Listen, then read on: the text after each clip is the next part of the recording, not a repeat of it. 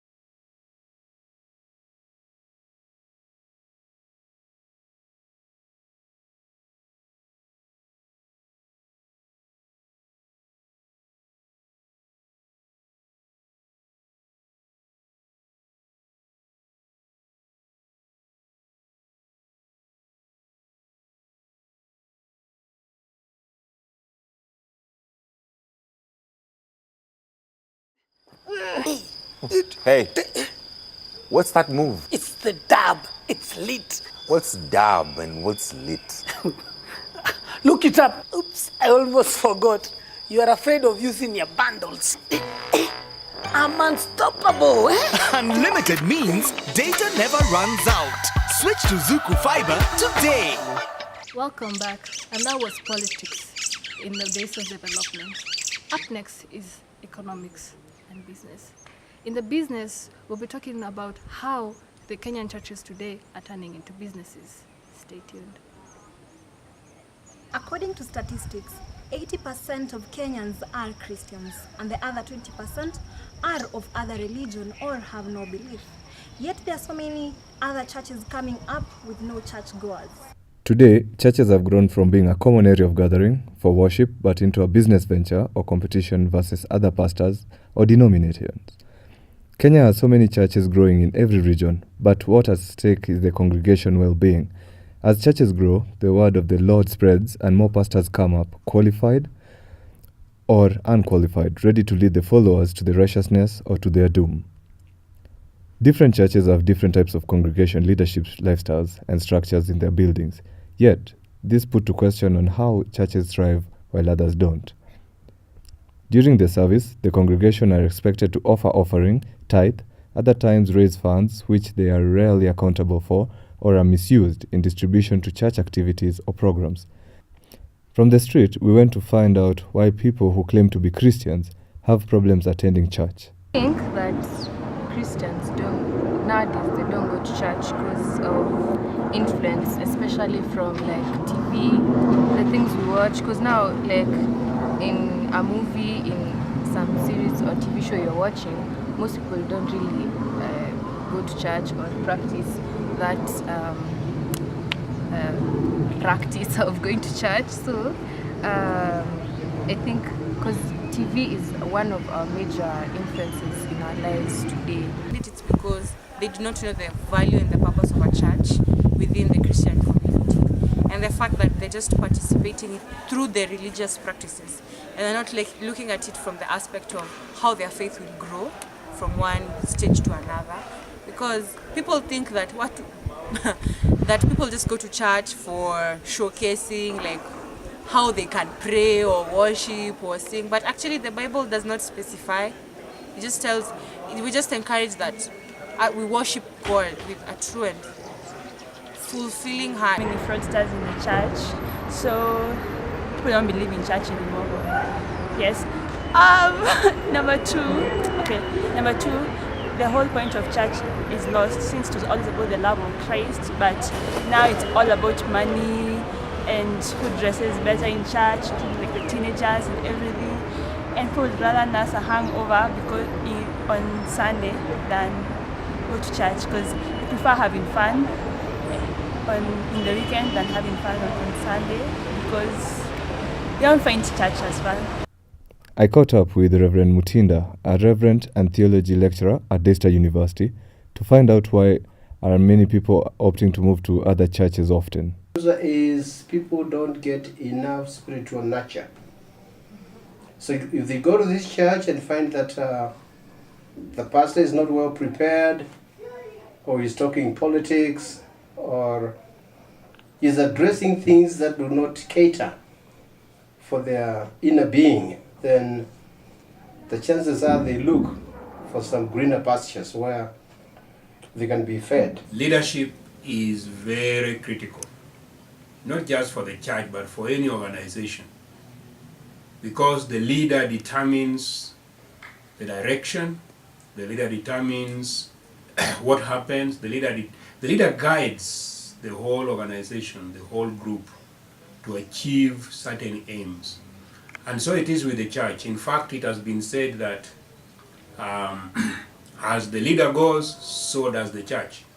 As you can see, many people are now turning from the Christian aspect of the church to what we know as business. But the question is the church retaining its Christian aspect where we all have the religion and everything, or we are now having the business part of the society? I'm your field reporter, Sharon Robb. Welcome to B.E.P.T Show. We'll be talking about why Kenyan churches today have turned into businesses. Guest speaker today is Ashton Kinyanjui, who has been a pastor for the last 6 years and a missionary for the last 16 years. Enjoy. Karibu. Why and when did you start the ministry?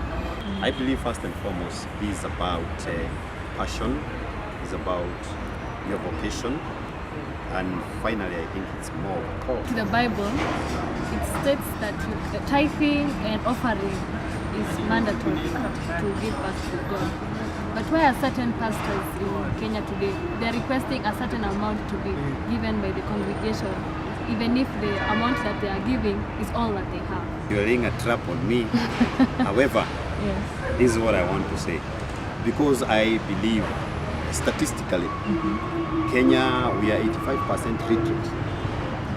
And literacy, by this I mean, I don't want to focus on Muzungu literacy again, because literacy means you can read, write and communicate in a certain language. That means that we have communities that have the Bibles translated in their own language. And this means that in regards to tithes and offering, I think people should take the action of being able to read and interpret the Bible for them. Many churches, and you have unqualified pastors or preachers. But what actions and measures are you as a church putting to stop this false teaching? Because many people are going to go to churches because they have seen there's a cross and there's a building written there, Church of Christ. But now how are you going to stop the false teaching? What actions are taking place?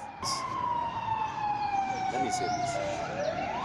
I think this should be last year, the year 2016, when the government tried to pass on through legislation of parliament a subsidiary law to have control measures regarding all kind of quacks. And anyway, Kenya has become a country of quacks. You go into the medical fields, mention names, but you know there were some quacks previously. We have journalists who are quacks, we have pastors who are quacks.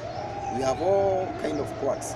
And the challenge is that this has become a challenge of the 21st century. I wouldn't say that it's just about a Kenyan thing. But what I would say is that the government has tried to put on measures to control these things, but it received some form of rejection from some quarters. And what I would say is that there is a process that is ongoing right now to be able to have some form of registration that makes church identifiable, and the people who are operating in those churches have the right qualification or the right kind of ableness to be able to disseminate what is right. You're saying that there's a law that was passed and yet was rejected.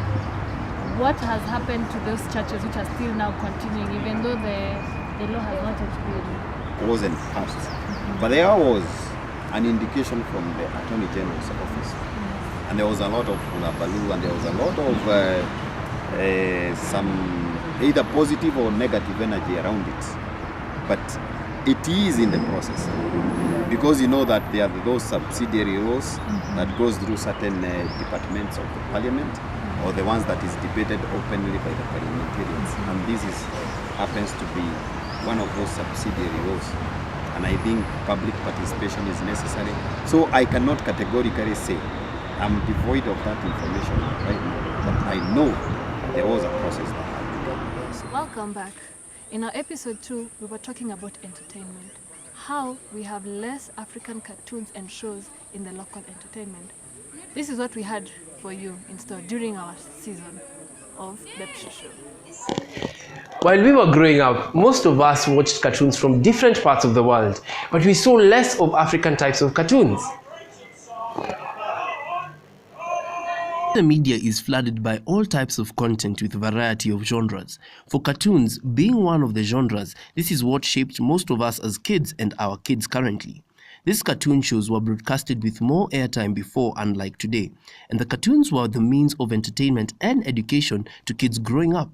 This type of shows creates creativity in kids and dreams of visiting places or even career choices. Shows like Gadget Boy makes kids hope to be an inspector or detective, or shows like Kids Next Door makes kids enjoy their youth and avoid doing bad things. Yet out of all these shows, you'd rarely see African context stories or cartoons that the kids can relate to. We inquired from some people what they think if there were more African cartoons, if they had ever seen any while growing up.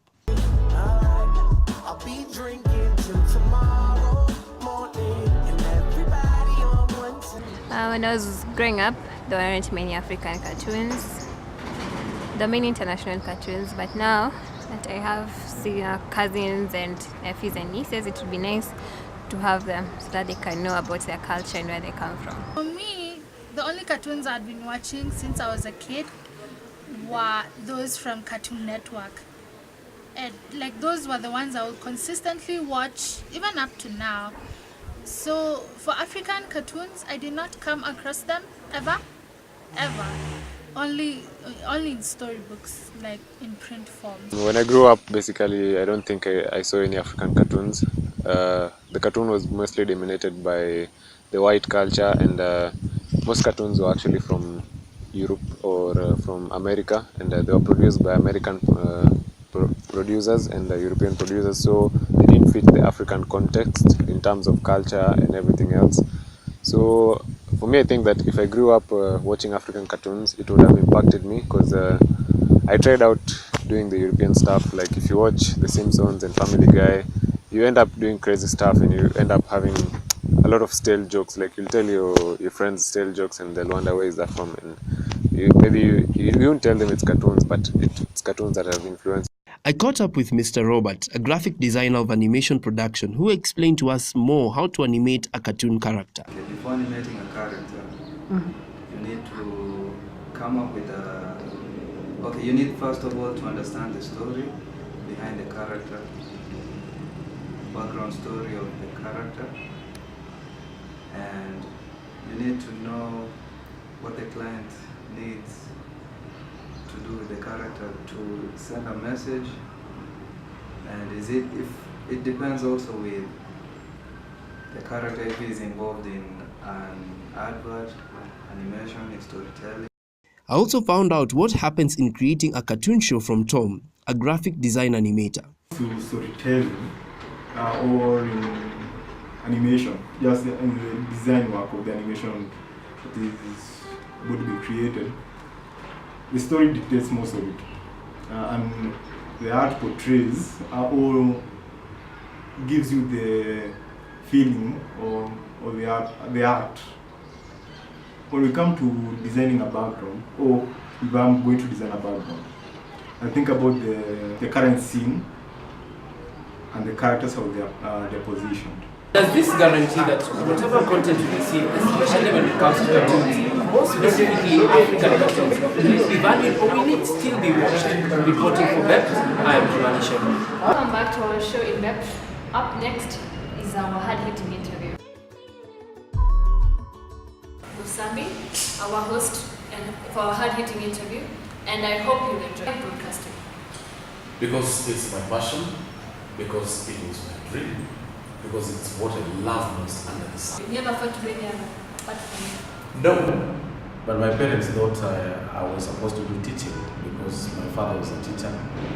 Our firstborn is a teacher, his wife a teacher, secondborn a teacher, his wife a teacher, fourthborn a teacher.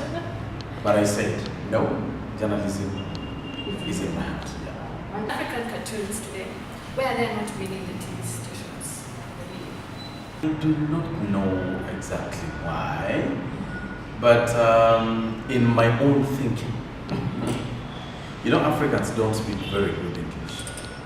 They speak some ethnicized English. You know, like Nigerians have their way of doing it, Ugandans have their way of doing it, Kenyans have their way of doing it. But if you go to Britain, if you go to US, the English is somehow standard. What about African cartoons? The way, as you say, they have different kind of language we speak in English.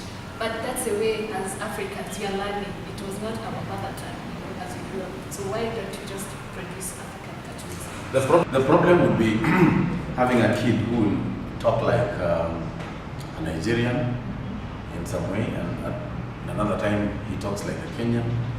I think that confusion is not necessary for our kids. They need to speak good English. In the sense of the African context, there are some mini stories that, like the ostrich and the hare, the lion and the mouse. Why can't we just have the ostrich and the mouse? Well, I think it's something to think about in future, but it's just that Western mind that is in most of us locally, and most of the producers, I think so. According to the article in the New Media Act, they say 40% should be of the local content. And as a producer, as a broadcaster, your work is to get content and actually produce it and broadcast it to everyone. I think it's 60%. 60%. Yeah. Okay. So 60%. Then why isn't you people as the broadcasting team trying to increase or request producers, these graphic designers and other people who do cartoon illustration to produce African content? It doesn't have to be that all the characters have to be black. We can have a variety of colors because not everyone is black. It's cartoon. Cartoons? Yes, in cartoons, even kids shows. Why? Well, first of all, not many people are interested in doing cartoons. And let me also say this. Actually, in Kenya, not many media professionals are talented and committed producers. People are lazy. People cannot produce series. People cannot invest in productions. People like simple things. Chroma, green screen. But look at cartoons produced outside there. There is a lot of investment. So I think the issue of investment is one thing. The issue of passion is another thing.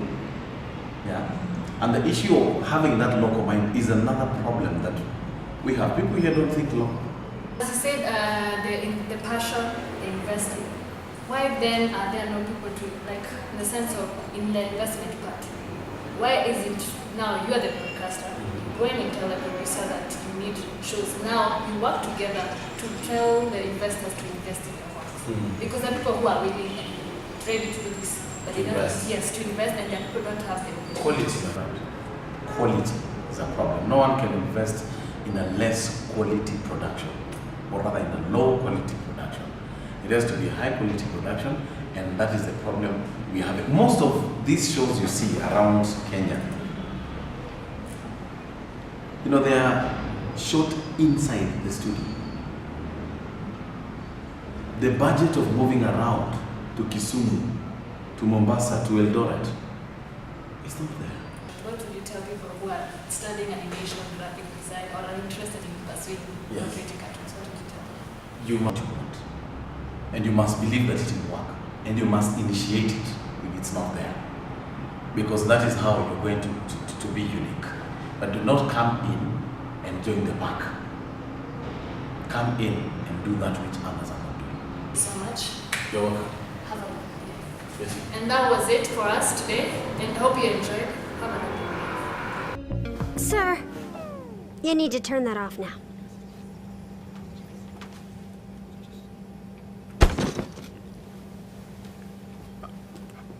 The new HP Spectre laptop. HP. Keep reinventing.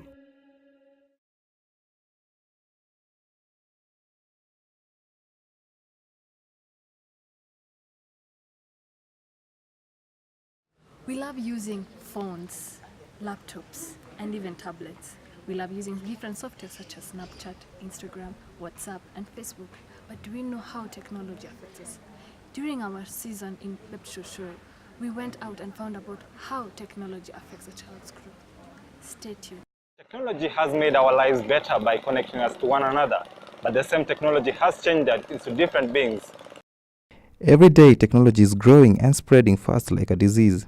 Before, if you were growing, most Kenyans couldn't afford phones, even computers, but today everyone has a touchscreen phone and different type of computer, laptop, and tablet. Many kids born in the 90s, they were into outdoor activities such as football, basketball, hide and seek, hula hoops, and rope games. Now kids are playing all types of games via technology, such as Wi-Fi, PlayStation, and Xbox, which keep them glued to the screen than participating into outdoor activities. Technology has made many people successful in different endeavors through various media platforms such as web pages and online software, making them lose touch with other people and the world socially. Since everyone is hooked to technology, this is what people had to say about technology affecting their lives and others. I feel like technology has done a lot in terms of bringing the world closer. Like it helps us to communicate with guys who are far away. So like personally for me, I've been able to keep in touch with my friends who are like really far away overseas. But the bad thing is that as much as you're in touch with people who are far away, it takes away from the people who are closer to you. To begin with, there's app technology. The apps like Facebook, WhatsApp, Twitter, and all these things, the websites and everything. I give you examples where people want to become what they see in social media. E.g. Vera Sidika or Buddha Monroe, but what they don't realize is it's not a real life. But how they portray it in the social media platforms is they have a big life, they eat big life with a spoon. How social media has affected my life is both ways. It's made it better to some extent, and it's also messed it up a little bit. I find it now easier to even connect with friends who are in other countries, and we talk real time, and that's amazing. And now we don't have to fear when people leave because we're always in contact with them. I caught up with Dr. Stephen Degwa, a psychologist and a lecturer, and clarified how technology affects our healthy and living habits. From the positive angle, it said that technology improves our attention because of being able to see different things at the same time. So we are able to pay much attention, and as a result, we are even able to have better concentration of picking things, different things, and identify details than the way we could have gotten if we were just reading. On the negative, one of the main things that happens with technology is it can cause dependence because you realize when you get so much used to using technology, the brain starts producing a chemical, and when you don't use that technology, a chemical called neurotransmitter, I don't want to go to specifics, but there's those good feeling chemicals that are produced, and therefore if you don't use it, you feel like you're becoming low and you want to keep using it, and therefore you become dependent on it. Number two negative is technology has been shown to affect the memory. Because of so depending too much on technology to Google, get answers, so people are said not to be able to have ability to recall as they would have done if they were not using technology. Technology is a big part of our lives, but we need to take charge of it. Otherwise, it will destroy our lives. Reporting for the B.E.P.T show, my name is Joel Omu. Welcome to our hard-hitting interview today. I'm your host, Ruth Waruhiu. In our hard-hitting, we'll be having our guest honor, Madam Jackie Chenze. She's the Assistant Administration in the Kenya National Human Rights Commission, and today she'll be telling us her views as a parent, how technology affects our child's growth. The mother of 4 children and a young mother of teenage kids. How do you think technology, as technology? Yeah, as a mother, I idea that it has improved my kids' life. But personally, sometimes I feel it's for our advantage, but sometimes our children from us. Yeah. Also, do you get worried whenever you get to, if you don't, what is it called? Whatever your children are viewing or are exposed to, are you worried? I used to get worried. Yeah. But now they are growing, they are teenagers. There are some things which I can't control. Yes. Like wherever they are, I don't know what they watch. But I talk to them as a mother.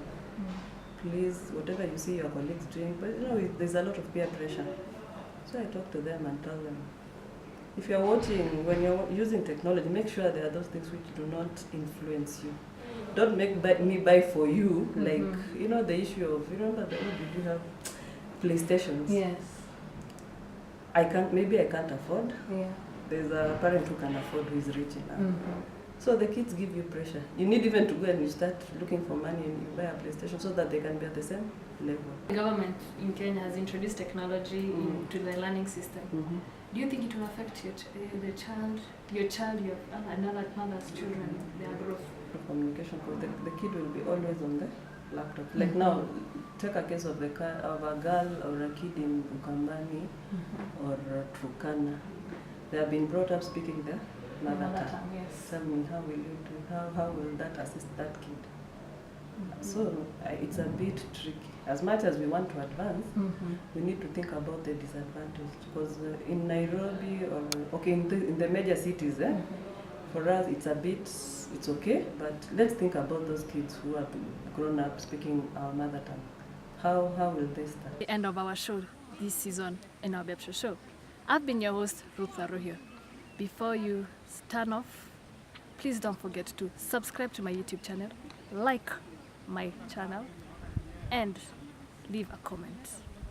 Up next is the winner of a hyperlocal report.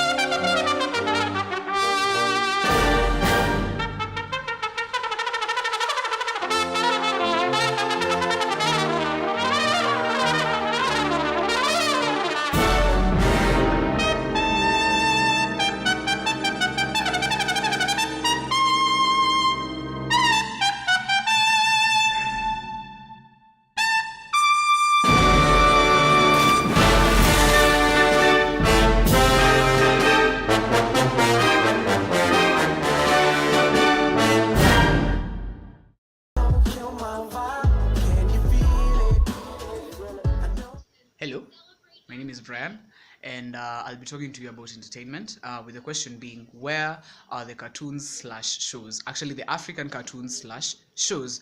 And as you can see, this is a little rendition of cartoons. This is Trolls. Yeah, and for the discussion of today, I'll have two of my friends. This is them, two sisters. And to help me with this, as I'd said earlier, the question is, where are the cartoons, the African cartoons/shows? And so basically what we want to do is to have a little discussion on why we think people are not really into our African content. As it said, people most of the time, this is Trolls, this is like an international thing. And so, yeah. Anyway, so the two of you, hi, they've declined to say their names, by the way. Really? Wamekataa kusema. So anyway, so I need you to tell me like 5 cartoons each, or 5 cartoons that you know. 5, just 5. Mseme mingi. Louder. Home. Home. Yeah. Frozen. Okay. Mimi naweza ongeza Powerpuff Girls, Justice League.